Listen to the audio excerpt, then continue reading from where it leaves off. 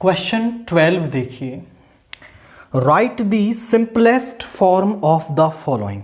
हमें एक inverse trigonometric function दे रखा है that is tan inverse of cos x upon 1 minus sine x। इसको हमें सिंपलेस्ट फॉर्म में लिखना है। तो यहां हमें कुछ फॉर्मूले यूज करने होंगे, जैसे ऊपर हम यूज करेंगे cos 2x का फॉर्मूला, और cos 2x का फॉर्मूला क्या होता है, is equal to cos square x minus sine square x। Angle जितना है यहां पर उसका हाफ हो जाता है। तो यहां पर क्या बन जाएगा, tan inverse cos square x by 2 minus sine square x by 2।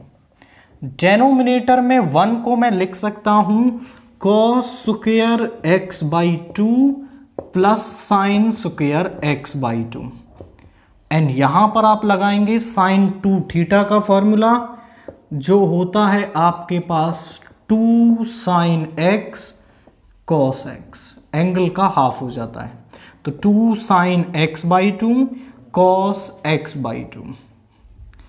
a square minus B square किसके बराबर हो जाएगा, ये हो जाएगा a माइनस बी, यानी cos x by 2 minus sine x by 2 into cos x by 2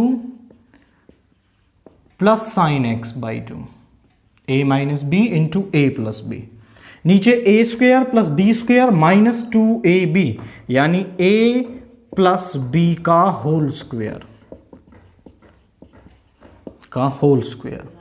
ये टर्म सेम है तो एक पावर कैंसिल हो जाएगी, एंड यहां बचेगा tan inverse cos x by 2 minus sine x by 2 upon cos x by 2 plus sine x by 2। Now you see कि हम यहां क्या करेंगे।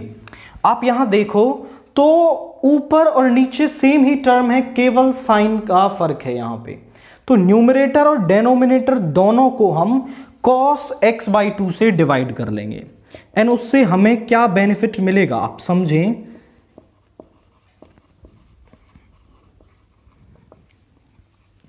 अब देखिए, हमारा जो मेन प्राइमरी टारगेट है वो यहां से इस tan इनवर्स को रिमूव करना है।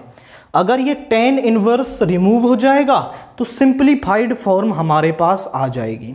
उसके लिए हम क्या करेंगे, cos x बाई 2 से डिवाइड कर देंगे, तो हमारे पास एक फॉर्मूला बन जाएगा in terms of tan inverse से tan कैंसिल हो जाएगा, एंड जो टर्म बचेगी वो हमारी सिंपलीफाइड फॉर्म होगी।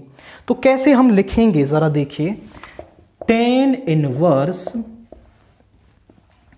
cos x by 2 minus sine x by 2 upon cos x by 2, cos x by 2 plus sine x by 2 upon cos x by 2। And अब ये जो यहां पर cos x बाई 2 है, एक बार इसके अपॉन में लिखेंगे, एक बार इसके। जब यहां इसके अपॉन में आएगा तो ये बन जाएगा 1, एंड जब इसके अपॉन में आएगा तो माइनस का tan x बाई 2, एंड जब यहां पे okay there is a mistake, एंड मिस्टेक क्या हो गई है कि यहां a माइनस बी का होल स्क्वायर बनेगा, तो टर्म इससे कैंसिल होगी, एंड ये प्लस वाला ऊपर बचेगा और माइनस का नीचे होगा।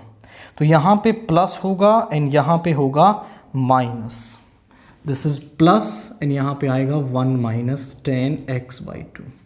This is basic the term. मतलब क्या है कि यहां माइनस का फॉर्मूला बनेगा a square plus B square minus 2ab, यानी cos x by 2 minus sine x by 2। तो इससे एक पावर कैंसिल हो गई और यहां बच गया cos x बाई 2 और नीचे माइनस का। डिवाइड करेंगे तो ऊपर प्लस नीचे माइनस। अब यहां ये किसका फॉर्मूला होता है आप बताएंगे, because 1 minus tan x upon 1 plus है तो 1 माइनस tan x, ये होता है tan pi by 4 plus x। तो यहां इसकी जगह आप लिख लोगे tan इनवर्स tan, अब x क्या है यहां पर, x बाई 2 है, 10 इनवर्स से 10 कैंसिल हो गया, वैल्यू आ गई π/4 plus x/2। So this is the simplified form for this question. Simply आप इसे कर सकते हैं। इसके बाद क्वेश्चन 13 देखिए, find the value of a and b show that the function is continuous function. हमारे पास एक फंक्शन दे रखा है that is f(x) is equal to 5 if x is less than equal to 2 and ax plus b if 2 is less than 10 and 21 if x is greater than equal to 10। वो कह रहा है this is a continuous function, ये हर point पर continuous है आपका। तो आप a और b की वैल्यू बता दीजिए। आप समझें 2 और 10 के अलावा जब 10 से बड़ा है तो 21 है, being a constant function continuous है, कोई कंडीशन ही नहीं बनेगी। 2 से लेस के लिए कोई कंडीशन नहीं बनेगी, जो कंडीशन बनेगी वो इन पर बन सकती हैं, 2 और 10 पर। अब वो इन पर भी कंटिन्यूअस है तो यहां से जो कंडीशन बनेगी वो हम निकालेंगे और ए बी में वैल्यू निकालेंगे। आप समझो, जब LHL RHL और फंक्शन की वैल्यू उस पॉइंट पर बराबर होती है तो हम उस फंक्शन को कंटिन्यूअस कहते हैं। और अब अगर वो कंटिन्यूअस है तो ये तीनों वैल्यूज आपस में क्या होंगी, बराबर होंगी। इसी कंडीशन को हम यहां यूज करेंगे। At x is equal to 2 हम सबसे पहले निकाल रहे हैं LHL, limit x tends to 2 minus. LHL के लिए फंक्शन क्या होगा, जहां पर x लेस देन 2 है यानी कि 5। अब यहां x की कोई वैल्यू नहीं है तो सिंपल सॉल्व होके 5 आ गई। RHL निकालेंगे, limit x tends to 2 positive. RHL के लिए फंक्शन वो होगा जहां पर x आपका ग्रेटर देन 2 है यानी कि ax प्लस b। अब हम यहां पुट करेंगे x को 2 plus h as h tends to 0। तो यहां पे आ गया limit h tends to 0 a into 2 plus h plus b। आप पुट कर देंगे h की जगह 0 तो यहां आ जाएगा 2a plus b। And now function की वैल्यू निकाल लेते हैं। एट 2 x 2 के बराबर क्या है 5। अब आप लिखोगे since fx is continuous at x is equal to 2 so LHL is equal to RHL is equal to F2। LHL है 5, RHL है आपका 2a प्लस b एंड ये भी है 5। तो यहां से 2a plus b is equal to 5 आ गया। ये a और b में पहली इक्वेशन आ गई 8.2। अब सिमिलर हम करेंगे 10 के साथ और एक इक्वेशन यहां निकालेंगे और फिर उन इक्वेशन को आपस में सॉल्व करके a और b की वैल्यू निकालेंगे। तो अब हम करते हैं 8x is equal to 10। LHL निकालेंगे, limit x tends to 10 minus, और LHL के लिए फंक्शन होगा जहां पर x लेस देन 10 है यानी कि ax प्लस b। तो अब हम यहां x को पुट करेंगे 10 minus h as h tends to 0। तो यहां हो जाएगा limit h tends to 0 a into 10 minus h plus b। h की जगह 0 रखेंगे तो 10a प्लस b। RHL निकालेंगे, limit x tends to 10 positive. RHL के लिए फंक्शन वो जहां पर x आपका ग्रेटर देन 10 है यानी कि 21। कांस्टेंट है तो सिंपल 21 आ जाएगा। और F10 निकालोगे तो देखो x इज इक्वल टू 10 यहीं पर है यानी 21। अब क्योंकि ये x इज इक्वल टू 10 पर भी कंटिन्यूअस था तो आप बोलेंगे since F X is continuous at x is equal to 10, therefore LHL is equal to RHL is equal to F10। LHL है हमारे पास 10a प्लस b, RHL है हमारे पास 21, F10 है 21, यानी 10a plus b is equal to 21। This is second. तो A और B में हमारे पास दो इक्वेशंस आ गई। अगर मैं यहां सेकंड में से फर्स्ट को सब्ट्रैक्ट कर दूं तो B एलिमिनेट हो जाएगा। सो इक्वेशन 2 में से इक्वेशन 1 को हम सब्ट्रैक्ट करेंगे। So 10a plus b is equal to 21, 2a plus b is equal to 5, minus minus minus ये कैंसिल हो गया। 8a इज इक्वल टू 16, यानी कि a is equal to 2, a आ गया 2। अब now putting a is equal to 2 in first या second में रख दें आप, तो यहां रखेंगे 2 2 ज़ा 4 plus b is equal to 5, यानी b is equal to 1। So हमारे पास a तो आ रहा है 2 एंड b आ रहा है 1। a की वैल्यू 2 आई है, b की वैल्यू 1 आई है।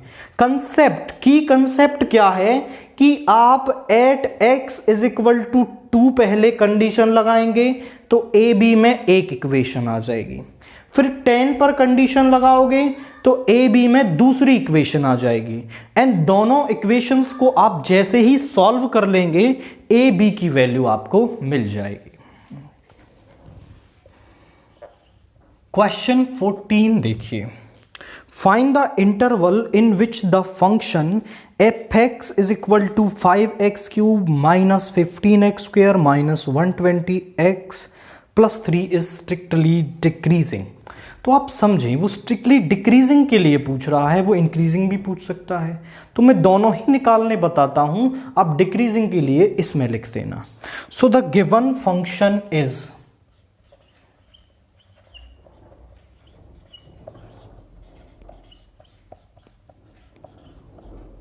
वो क्या है, f(x) is equal to 5x cube minus 15x square minus 120 of x plus 3 is strictly decreasing. तो सबसे पहले हम यहां इसका डेरिवेटिव फाइंड आउट करेंगे एंड x की क्रिटिकल वैल्यूज निकालेंगे। तो हम यहां लिखेंगे f डैश x, तो ये हो जाएगा 3 आगे आएगा 15x square minus 30x minus का 120। 15 हम यहां से कॉमन ले लेंगे तो बचेगा x square minus 2x minus 8। अब इसके फैक्टर्स कर लेंगे हम, तो यहां पर x square minus 2x minus 8, ऐसे दो नंबर्स चाहिए जिनकी मल्टीप्लाई तो माइनस 8 आए एंड ऐड या सब्ट्रैक्ट करने पर माइनस 2। तो x square minus 4x plus 2x minus 8, x common लेंगे तो x माइनस 4, 2 कॉमन लेंगे तो x माइनस 4, यानी x minus 4 into x plus 2। तो यहाँ फैक्टर्स करने पर आ गया 15 into x minus x plus 2 into x minus 4। 0 के बराबर रखेंगे तो x की वैल्यू माइनस 2 और 4 आ जाएगी। तो आप लिखेंगे 4 क्रिटिकल वैल्यूज ऑफ x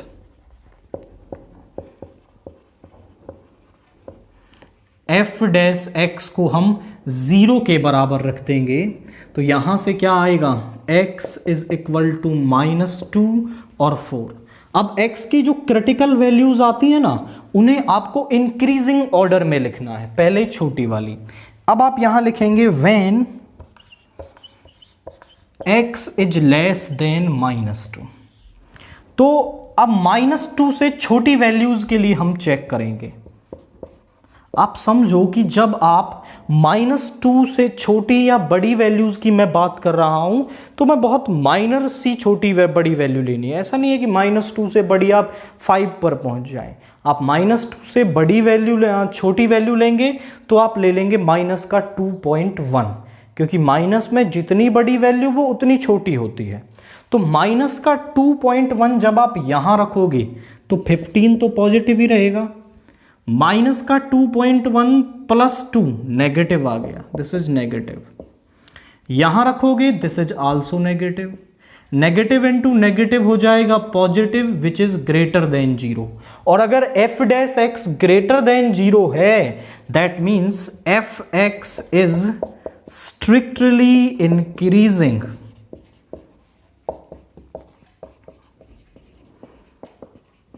कहां पर स्ट्रिक्टली इंक्रीजिंग होगा? -2 से -इन्फिनिटी, यानी -इन्फिनिटी टू -2। अब -2 से 4 के बीच में चेक करेंगे। When x is from -2 to 4, this one.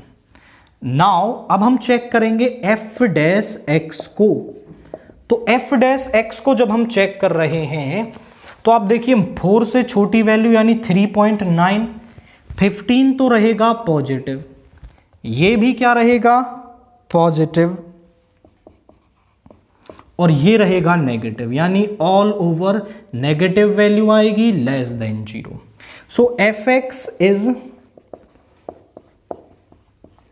Strictly decreasing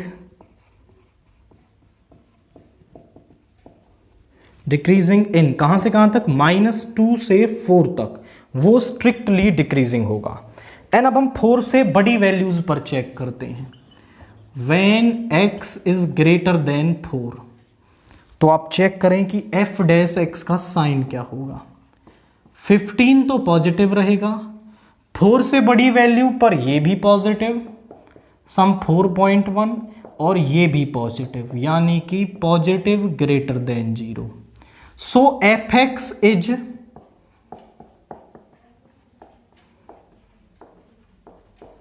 strictly increasing in 4 to infinity। अब जरा चेक करेंगे हम, F X is strictly increasing in, कहां पर है इंक्रीजिंग? इंक्रीजिंग है वो आपका -infinity to -2 union 4 to infinity and strictly decreasing in, कहां पर है? -2 से 4 में वो स्ट्रिक्टली डिक्रीजिंग है। तो इंक्रीजिंग वो आ रहा है आपका -infinity to -2 and 4 to infinity, and strictly decreasing आ रहा है वो -2 से 4 में आपका। इसके बाद हम देखते हैं क्वेश्चन 15 क्या कह रहा है। Find the probability distribution of number of heads in 4 tosses of a coin. 4 coins को आपका टॉस किया जाता है एंड आपको नंबर ऑफ हेड्स का प्रोबेबिलिटी डिस्ट्रीब्यूशन उसके अंदर बनाना है। तो इसको ना करने के 2 तरीके हो सकते हैं, दोनों को मैं थोड़ा थोड़ा आइडिया आपको दूंगा। आप पहला यहां लिखें, दैट इज क्वेश्चन 15। यहां मान लो late H denotes the probability, H denotes the event of getting head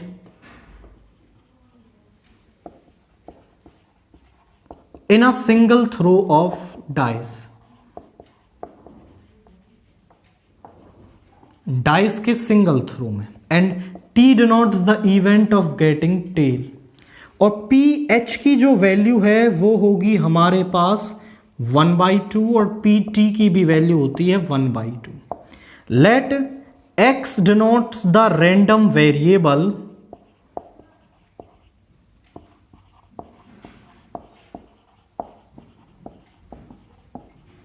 of number of heads, x हमारा रैंडम वेरिएबल है for the number of heads, तो यहां पर clearly x can take values, x can take values. x की values क्या क्या हो सकती हैं? x की वैल्यू हो सकती है 0, यानी हो सकता है कि एक भी हेड ना आए। 1 हो सकती है, एक हेड आए, 2 हेड आए, 3 हेड आए, या फिर ज़्यादा से ज़्यादा 4 हेड आ सकते हैं, क्योंकि हम यहाँ पर 4 बार कॉइन्स को उछाल रहे हैं या 4 कॉइन्स को एक बार उछाल रहे हैं। तो यहाँ पर हम सबसे पहले निकालते हैं Px इज इक्वल टू 0, यानी कि probability of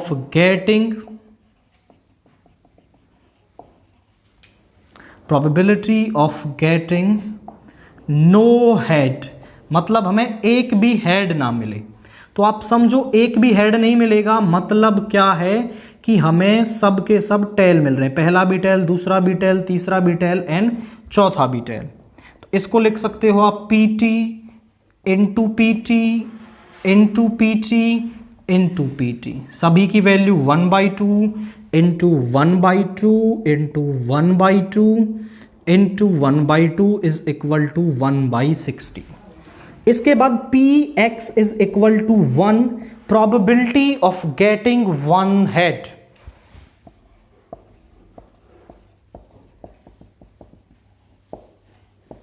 of getting 1 head. अब एक हेड कैसे कैसे आ सकता है? देखिए, हो सकता है कि जो हेड है वो चौथी पोजीशन पर आए। अब एक्चुअली करना क्या है, आपको हेड की पोजीशन चेंज करते रहनी है। तो यहां पर हो सकता है हेड तीसरे नंबर पे आए, या हो सकता है हेड आपका दूसरे नंबर पे आए, या हो सकता है हेड पहले नंबर पे आए और बाकी 3 बार टेल आए। अब क्योंकि ये इंडिपेंडेंट इवेंट्स हैं तो इनको हम ऐसा लिख सकते हैं। इसको देखिए, मैं एक को लिख के बताऊंगा, अगला डायरेक्ट करूंगा। यहां पर मैं इसको लिख सकता हूं PTTH प्लस, इसको लिख सकते हैं PTTHT, ऐसा लिख सकते हैं, प्लस PTHTT प्लस PHTTT। अब इस ऊपर वाले को ऐसा लिखा जा सकता है PT into PT into PT into PH plus, थोड़ा सा कैलकुलेटिव है बट इजी भी है, इसको हम लिख सकते हैं PT into PT into PH into PT plus, इसको लिख सकते हैं PT into PH into PT into PT plus PH into PT into PT into PT। अब सभी की वैल्यू 1/2 है, तो देखिए थोड़ा डायरेक्ट करते हैं। यहां पे 1/2 इंटू 1/2 इंटू 1/2 इंटू 1/2 प्लस, इसकी जगह लिखोगे 1/2 1/2 1/2, सभी की जगह वैल्यू रख देते हैं हम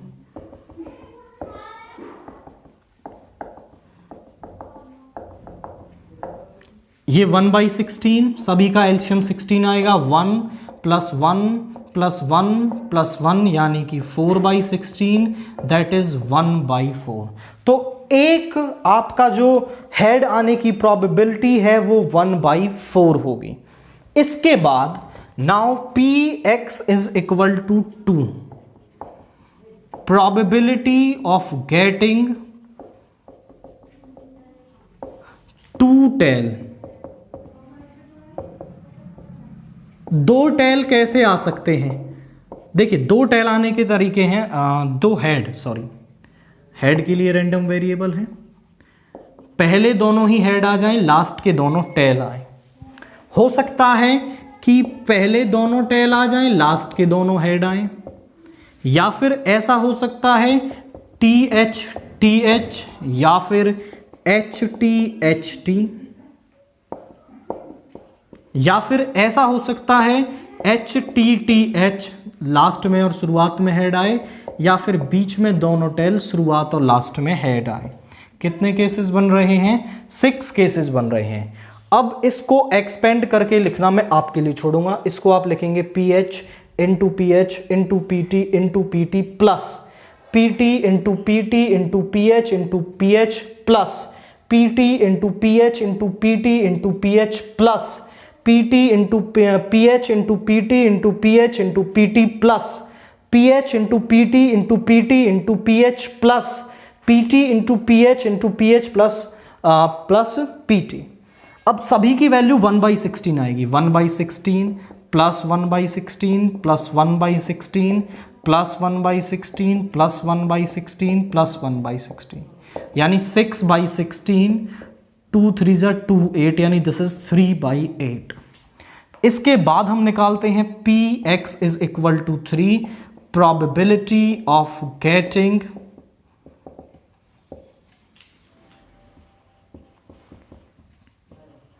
थ्री हेड। अब 3 हेड कैसे आ सकते हैं? हो सकता है पहले तीनों हेड आए, लास्ट का टेल आए। इसको चेंज करते जाओ, HHTH और HTHH और आपका हो सकता है THHH। अब आप देख पा रहे हैं कि 4 केसेस बनेंगे। सभी को एक्सपेंड करके लिख लेंगे। इसकी जगह भी 1/16, इसकी जगह भी 1/16, सो दिस इज 4/16, यानी कि 1/4। इसके बाद Px इज इक्वल टू 4, यानी प्रोबेबिलिटी ऑफ गेटिंग 4 हेड। अब 4 हेड आने की प्रोबेबिलिटी क्या हो जाएगी? चारों हेड ही हैं, PH into PH into PH into PH, यानी कि 1/16। तो 4 हेड आने की प्रोबेबिलिटी ये हो गई। अब हम लिखते हैं इसका प्रोबेबिलिटी डिस्ट्रीब्यूशन। अब इसका प्रोबेबिलिटी डिस्ट्रीब्यूशन हम लिखते हैं, प्रोबेबिलिटी डिस्ट्रीब्यूशन इज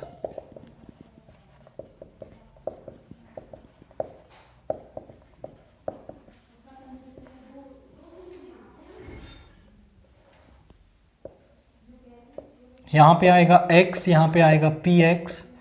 x जब 0 है तो प्रोबेबिलिटी कितनी आ रही है? x 0 पर आ रही है 1/16। x 1 पर कितनी आ रही है? x 1 पे आ रही है 1/4। 2 पे कितनी आ रही है? 3/8। 3 पर कितनी आ रही है हमारी? 3 पर प्रोबेबिलिटी आ रही है 1/4 एंड 4 पर आ रही है 1/16। सो this is the probability distribution. And इसका आप समझे कि दूसरा तरीका क्या हो सकता है। एक और तरीका हम इस्तेमाल कर लेते हैं, जिसको कि आप कह सकते हो सैंपल स्पेस का तरीका। आप 4 डाइस का, ये तो किया है हमने, सिंगल थ्रो की प्रोबेबिलिटी निकाल ली और फिर इसको कर दिया।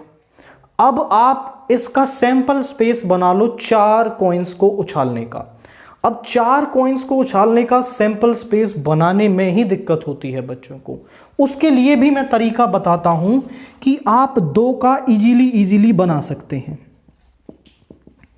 ये 2 का हो गया और एक 2 का और बना लो, HH HT TH TT। पहली बात तो 2 की पावर 4 यानी 16 एलिमेंट्स उसके अंदर होंगे। अब 16 एलिमेंट है, पहले HH का कार्टेशियन प्रोडक्ट सबके साथ करते जाओ। HH इसके साथ हो गया। इसके बाद HH HT HH TH HH TT, इसका काम हो गया। इसको निकालो यहां से। फिर अब HT का, HT HH HT HT HT TH HT TT, इसका हो गया। TH को ले लो, TH HH TH HT TH TH TH TT, इसका भी हो गया। फिर इसके बाद TT HH TT HT TT TH TT TT, so this is the sample space. Elements count करें 1 2 3 4 5 6 7 8 9 10 11 12 13 14 15 16 16 एलिमेंट यहाँ आ जाएंगे। अब आपको क्या करना है, आप सेम करेंगे P X is equal to 0 मतलब probability of getting no head. तो नो हेड वाले कौन कौन से आ जाएंगे इसमें, देखो जरा, नो हेड वाला एक ही एलिमेंट है that is T T T T, इसकी प्रोबेबिलिटी निकालनी है। अब ये तो है फेवरेबल केस कितने हैं, 1 आ रहा है टोटल उसमें एलिमेंट, एंड टोटल केसेस कितने 16, तो प्रोबेबिलिटी आ गई 1/16। सिंपल आप करेंगे, यहां पे लिखेंगे n0 अपॉन ns, तो यहां पे लिख सकते हो आप nx is equal to 0 upon ns, और ऐसे ही आप करोगे px इज इक्वल टू 1, यानी probability of getting one head. अब वन हेड वाले सिलेक्ट कर लो, यहां पर वन हेड वाले कौन कौन से आ जाएंगे जरा देखिए।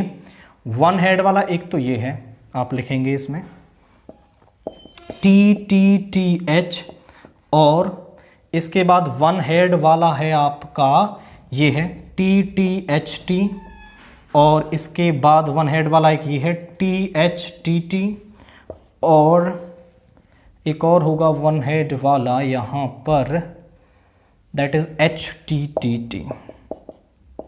अब ज़रा हम उनसे मैच करें जो हमने बनाए थे, टी टी टी एच कहाँ गया, T T T H, T T H T, T T H T, T H T T और H T T T same आ रहे हैं। अब यहां कैसे करोगे, फेवरेबल केसेस कितने हैं 4 और टोटल केसेस कितने हैं 16, 4/16 इज 1/4।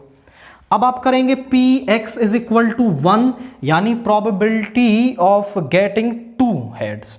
अब 2 हेड वाला कर लो, 2 हेड वाले यहां पर आप लिखोगे, तो 2 हेड वाले कौन कौन से हैं उन्हें जरा देखिए। 2 हेड वाले एक तो ये है टी टी एच एच और T H T H, T H H T एक ये है, और 2 हेड वाला एक तो ये भी नहीं है, एक ये है एच टी टी एच, और एक ये है एच टी, और कौन हो सकता है यहां पर, एक ये है एच एच टी टी, और तो कोई नहीं है। देखिए ज़रा कितने हैं 1 2 3 4 5 6, और हमारे जो हमने वैसे बनाए थे वो कितने बन रहे थे, यहाँ पर 2 हेड वाले वो बन रहे थे एच एच टी टी, देखिए ज़रा एच एच टी टी, यहाँ पर T T H H, T T H H, total 6 ही बन रहे थे यहाँ पर भी। और यहाँ आप देख रहे हैं तो 2 हेड वाले हमारे पास 6 यहाँ से आ रहे हैं, तो 6/16 यानी 3/8। इसके बाद P X is equal to 3, यानी कि 3 हेड वाले आप लिखेंगे, तो 3 हेड वाले हैं H H H T, H H T H, और 3 हेड वाला एक ये है H T H H, and एक और होगा 3 हेड वाला यहाँ पर H H H T, H H T H and H T H H, और 3 हेड वाला एक ही रहा टी एच एच एच। 4 हैं favourable, 4 total 16, 1/4। P X is equal to 4 आप कर लेंगे यहां पर, तो प्रोबेबिलिटी जिसमें चारों हेड हों तो एक ही है केवल यहां पर, that is 1/16, and same probability distribution यहां से मिल जाएगा। अब की कंसेप्ट को समझें कि जब हम 4 कॉइन्स की बात कर रहे हैं तो ये 2 तरीके हैं। वैसे तो सिंपलर तरीका आप इसे ही कहेंगे, क्योंकि यहां आपको देख करके इसमें से लिखने हैं केवल, भाई 1 वाले देख लेने हैं, 2 वाले देख लेने हैं, 3 वाले देख लेने हैं, एंड 4 वाले आपको यहां देख लेने हैं। तो ये आसान है तरीका, ये भी अच्छा है, आपका जो आपको कन्वीनियंट लग रहा है उससे आप कर लो। दोनों ही मैंने आपको यहां पर बता दिए हैं। क्वेश्चन 16 देखिए, find the area of triangle whose vertices are A B C हमें दे रखे हैं। हमारे पास एक ट्रायंगल है, दैट इज आप उसे कहेंगे कि ए बी सी ट्रायंगल है। ए के वर्टिसेस हमें दे रखे हैं 1 1 2, बी के वर्टिसेस दे रखे हैं 2 3 5, सी के वर्टिसेस दे रखे हैं 1 5 5 और इसका एरिया हमें निकालना है। मैं आपसे कहूं कि इस ट्रायंगल की ये साइड ए वेक्टर और ये साइड बी वेक्टर है, तो इस ट्रायंगल का एरिया होगा ए वेक्टर क्रॉस बी वेक्टर का मॉड्यूलस बाई 2। अगर किसी भी ट्रायंगल की दो एडजेसेंट साइड ए वेक्टर और बी वेक्टर हैं तो उनके क्रॉस प्रोडक्ट के मॉड्यूलस को 2 से डिवाइड करने पर हमें उसका एरिया मिल जाएगा।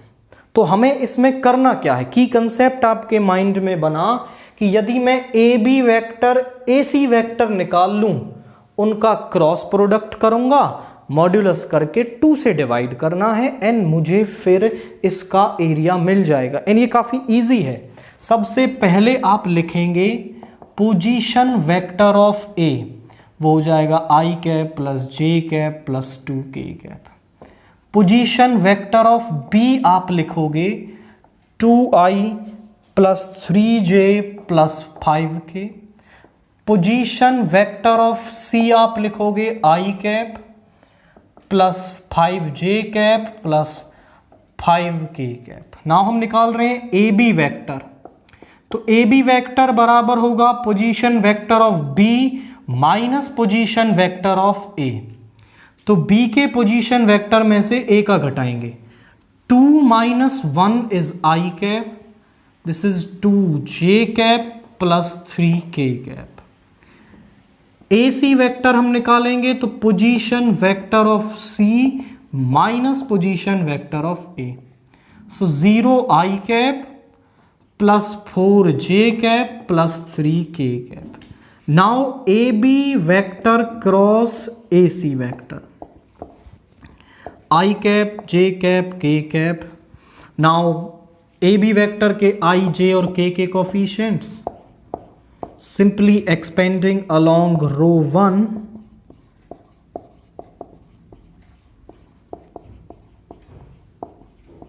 यहां पे हो जाएगा आई कैप, इस रो इस कॉलम को छोड़ेंगे 6 माइनस 12 माइनस जे, इस रो इस कॉलम को छोड़ेंगे 3 माइनस 0 प्लस के, इस रो इस कॉलम को छोड़ेंगे 4 माइनस 0।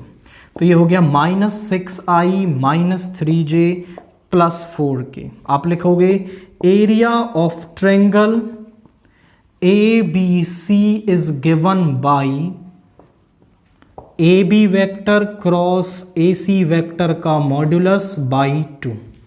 तो मॉड्यूलस क्या होगा, माइनस 6 का स्क्वायर 36, 3 माइनस 3 का स्क्वायर 9, 16 बाई 2।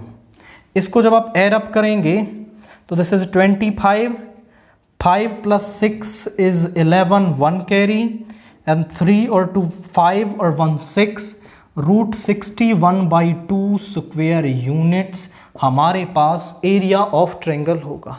तो केवल दो एडजेसेंट साइड्स आप निकाल लें, उनका क्रॉस प्रोडक्ट करें, 2 से डिवाइड करते ही आपको एरिया ऑफ ट्रायंगल मिल जाएगा। क्वेश्चन 17 देखिए, solve the following equations bye matrix method. इस सिस्टम ऑफ इक्वेशंस को हमें मैट्रिक्स मेथड से सॉल्व करना है। तो इसको सॉल्व करने के लिए हम पहले लिखेंगे above system of equations can be expressed as.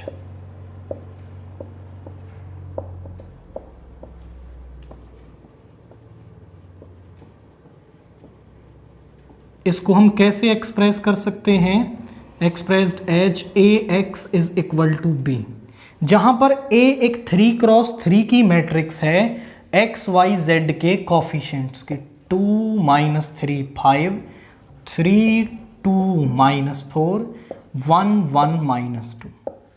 X एक कॉलम मैट्रिक्स है for the variables we have to find, and B एक कॉलम मैट्रिक्स है जो ये एलिमेंट्स यहां पर लिखे हुए हैं। सबसे पहले हम क्या करेंगे, डिटर्मिनेंट ऑफ ए निकालेंगे।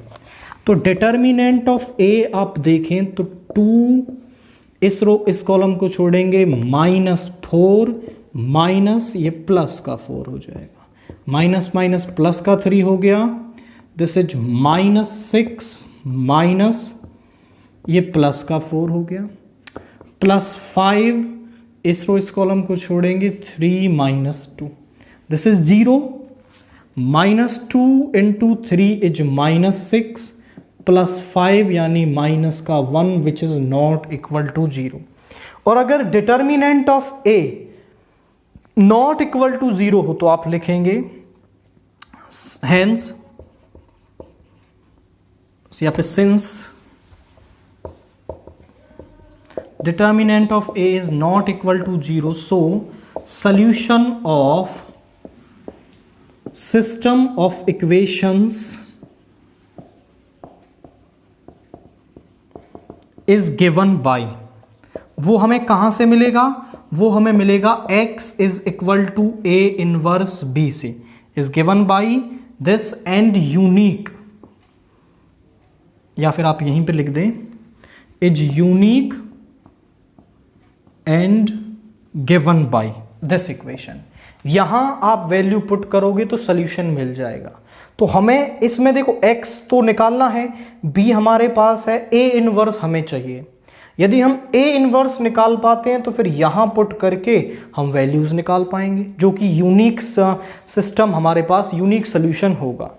तो a इनवर्स निकालने के लिए हम सबसे पहले निकालते हैं आपके कोफैक्टर्स, -1 की पावर 1 + 1, इस रो इस कॉलम को छोड़ेंगे, यहां पे आ गया -4 माइनस ये प्लस का 4 यानी ये तो 0 आ गया।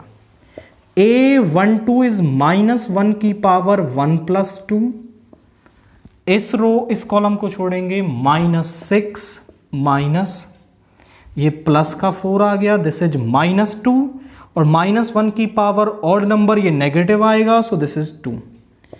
A13 -1 की पावर 1 + 3, इस रो इस कॉलम को छोड़ेंगे 3 - 2 इज 1। इसके बाद हम निकालेंगे A21 -1 की पावर 2 + 1, इस रो इस कॉलम को छोड़ेंगे तो ये आ गया 6, दिस इज 6 - 5, -1 की पावर ऑड नंबर ये नेगेटिव आएगा। A22 इज -1 की पावर 2 + 2, इस रो इस कॉलम को छोड़ेंगे -4 -5 इज -9। A23 इज -1 की पावर 2 + 3, इस रो इस कॉलम को छोड़ेंगे 2 माइनस ये प्लस का 3 हो जाएगा, -1 की power odd number is -5। A31 is -1 की पावर 3 + 1, इस रो इस कॉलम को छोड़ेंगे 12 - 10 is 2।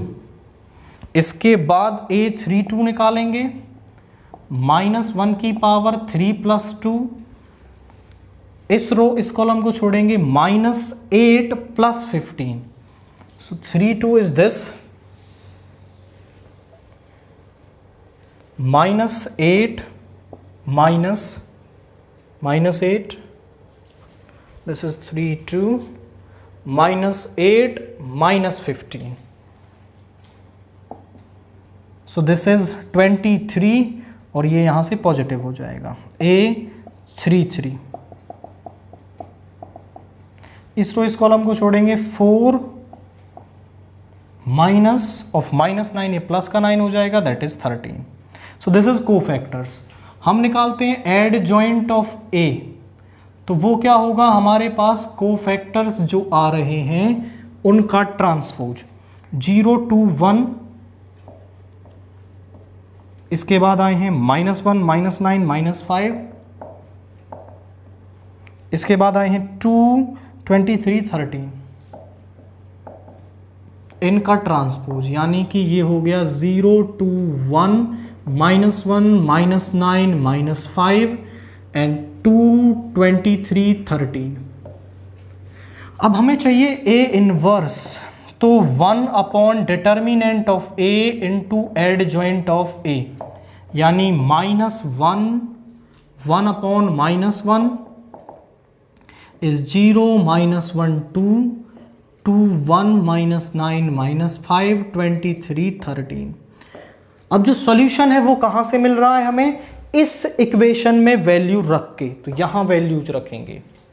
x is equal to 1 upon -1 is 0 to 1 minus 1 2 minus 9 23 minus 5 30। b को रखेंगे, b is 11 minus 5 minus 3, multiply कर देते हैं। 0 into 11 is 0, minus 1 into minus 5 is plus 5, 2 into minus 3 is minus 6, 2 into 11 is 22, minus 9 into minus 5 is 45 and minus 69, 11 plus 25 minus 39। यहाँ पे x है आपके पास x y z minus का 1, ये हो गया, दिस इज 7, 67 माइनस 69 इज -2, ये हो गया आपका 36 माइनस 3 इज -3, माइनस साइन को अंदर ले जाएंगे 1 2 3। आप बोलेंगे since the matrices are equal so their corresponding elements are equal.